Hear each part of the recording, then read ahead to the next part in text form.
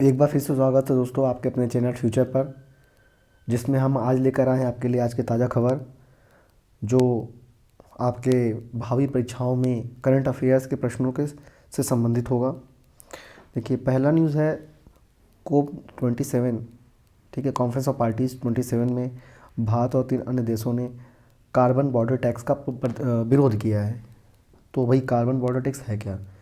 Carbon border tax वो है कि जैसे ऐसे उत्पाद जैसे सीमेंट, स्टील जिसके निर्माण में कार्बन का उत्सर्जन ज़्यादा होता है, उस पर 2026 तक टैक्सेशन की बात यूरोपीय यूनियन ने किया था, जिसका इन देशों ने विरोध किया है। ठीक है, तो ये टैक्स इसलिए लगाया जा रहा है ताकि वो जो उससे पैसा मिले, जो उससे टैक्स से जो पैसा है उससे इन्वायरमेंट का विकास में फंडिंग किया जाए या इन्वायरमेंट के लिए फंडिंग किया जाए। ठीक है, लेकिन भारत जैसे देश जो जिनका भी विकास अभी शुरू हुआ है, जो मुख्यतः कोयले पर या पेट्रोलियम पर आधारित है, उससे इन देशों की अर्थव्यवस्थाओं को बहुत नुकसान होगा। ठीक, India has shown how to democratize technology for the good of humanity. मतलब कि भारत ने प्रदर्शित किया है कि किस तरह से मानवता की अच्छाई के लिए तकनीक का लोकतंत्रीकरण किया जा सकता है। अभी देखिए, ये कमेंट जो है भारत के प्रधानमंत्री श्री नरेंद्र मोदी ने बेंगलोर में टेक समिट में किया है। ठीक है, अब ये इसका सीधा मतलब समझिए कि ज़्यादा से ज़्यादा या मास या बहुत ज़्यादा लोगों के विकास में जो तकनीक का प्रयोग किया जा रहा है, उसी को कहा जा रहा है। ठीक है, ये शब्द उसी को इंगित कर रहा है, इंडिकेट कर रहा है। जैसे आयुष्मान भारत योजना है, या कोरोना के काल में जो वैक्सीनेशन का प्रोग्राम था, जिसमें तकनीक का प्रयोग किया जा रहा था ज़्यादा से ज़्यादा लोगों की सहायता के लिए। ठीक है, समझ लीजिए कि ये मेंस में क्वेश्चन बन के चला आएगा। फिर इसमें आपको क्या लिखना है, आप समझ लीजिए कि इसमें आपको ये दिखाना है कि किस तरह से भारत ने तकनीक का प्रयोग किया है ज़्यादा से ज़्यादा लोगों की सहायता के लिए, विकास के लिए, उनके जीवन का उन्नतीकरण। ठीक है, उन्नतीकरण मतलब अपग्रेड करना, जो इंग्लिश मीडियम वाले बच्चे उनके लिए बता दे रहा हूँ। ठीक है, तो किस तरह से उनके लाइफ को अपग्रेड करना है, पॉवर्टी से बाहर लाना है, जीवन की स्थिति में सुधार लाना, उसके लिए तकनीक का प्रयोग किस तरह से किया जा रहा है। बस इसका सीधा सीधा मतलब यही है। ठीक है, तो ये मेंस में एक क्वेश्चन मान लीजिए, क्योंकि कमीशन ऐसे ही क्वेश्चन पूछता है जहाँ पे बच्चे फंस जाते हैं, फिर उनको लगता है अरे कहाँ से पूछ लिया। कमीशन के पास कोई जादू की छड़ी नहीं है, यही है जादू छड़ी। जो जादुई बॉक्स है ना, ये यही है न्यूज़पेपर, उसी बक्से में से कमीशन क्वेश्चन बनाता है। मेरा काम यही है कि आपको उस पर ध्यान दिलाना। ठीक है, आप इस पर ध्यान दिए रहिए, मेंस में यहीं से आएगा और कहीं से नहीं आएगा। ठीक है, request for transparency in FTA negotiations. देखिए, फ्री ट्रेड एग्रीमेंट पे भारत निगोशिएट कर रहा है। क्यों? क्योंकि भारत ने 2030 तक अपना टारगेट रखा है $3 ट्रिलियन के एक्सपोर्ट का। ठीक है, तो इतना बड़ा एक्सपोर्ट तभी होगा जब भारत बड़े अर्थव्यवस्थाओं के साथ एफटीए करे, फ्री ट्रेड एग्रीमेंट करे, ज़्यादा से ज़्यादा एक्सपोर्ट करे। ठीक है, तो अभी फ़िलहाल हाल ही में अभी G20 का जो मीटिंग हुई, उसमें श्री नरेंद्र मोदी और श्री ऋषि सुनक दोनों की मुलाकात हुई है एफटीए के बारे में, और कई देशों से भारत की एफटीए पे बातचीत चल रही है, जिस उम्मीद है कि ये एग्रीमेंट भारत के विकास में सहायक होगी। India G20 presidency will be inclusive action oriented Modi.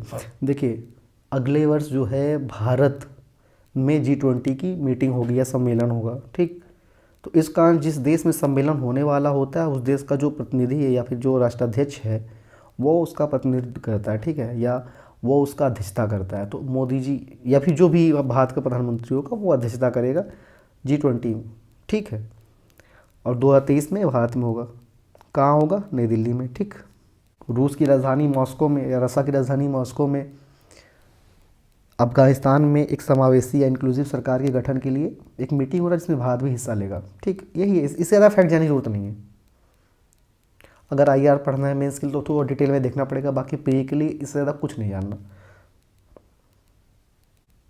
Brazil के पूर्व राष्ट्रपति का प्रस्ताव है कि अमेजन के वर्षा वनों में COP30 2025 में आयोजित किया जाए। ठीक है, देखिए, ये केवल प्रस्ताव है, जरूरी नहीं कि हो ही जाए, ये भविष्य की बात, देखा जाएगा होगा कि नहीं होगा, लेकिन थोड़ा सा दिमाग में बनाए रखिएगा, हो सकता है ऐसे ही प्रश्न आ जाए। देखिए, एलन मस्क ने, आपको तो पता है, ट्विटर खरीद लिया है, उसका जो ब्लूटिक उसको रिलॉन्च करने वाले हैं, कुछ $8 का पर मंथ का चार्ज भी लेंगे ब्लूटिक जिसको लेना है, ठीक है।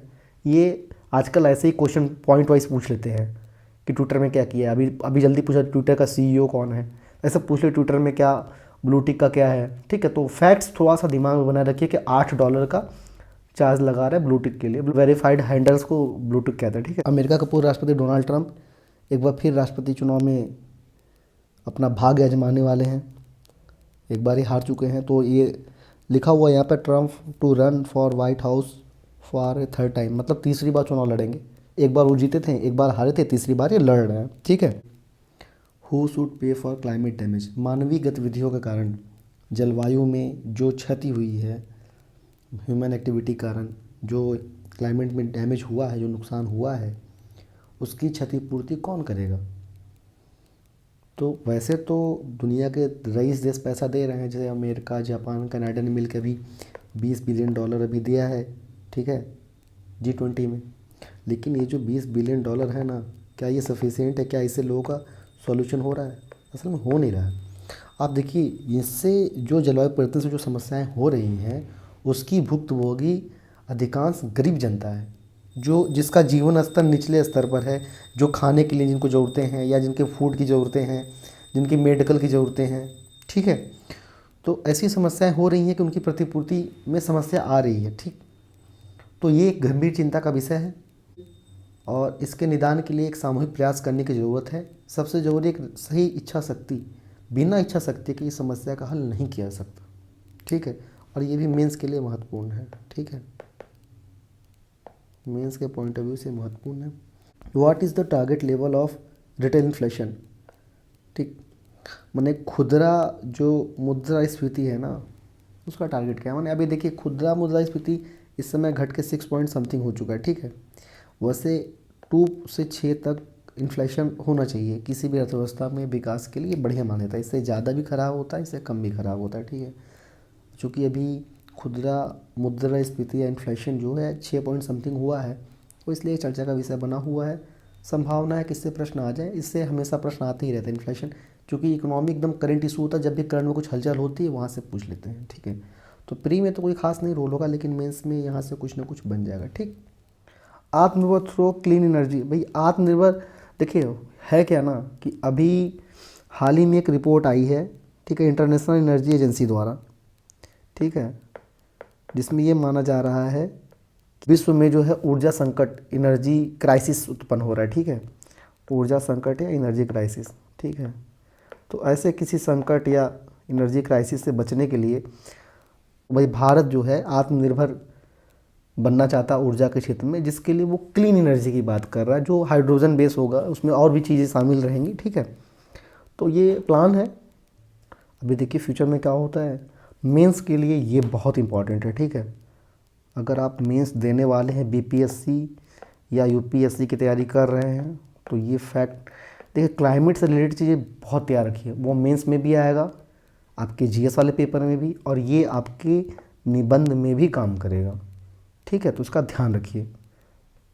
तो आज बस इतना ही, क्योंकि इतना ही काफ़ी है, बहुत ज़्यादा आपको पढ़ना नहीं। 4-5 मिनट करंट दीजिए, मतलब अगर मेरा वीडियो देख रहे हैं 5 से 10 मिनट बहुत है, बहुत ज़्यादा आपको दिमाग नहीं लगाना है, ठीक है। इतना में आपका काम आराम से हो जाएगा। हाँ, अगर आप UPSC दे रहे हैं तो जितना भी हेडिंग बताया गया उसको डिटेल में एक बार 2 बार पढ़ लीजिएगा, आपका प्री मेंस का काम हो जाएगा। तो लाइक करिए, शेयर करिए, सब्सक्राइब करिए, और भावी एग्ज़ाम के लिए बेस्ट ऑफ लक। धन्यवाद।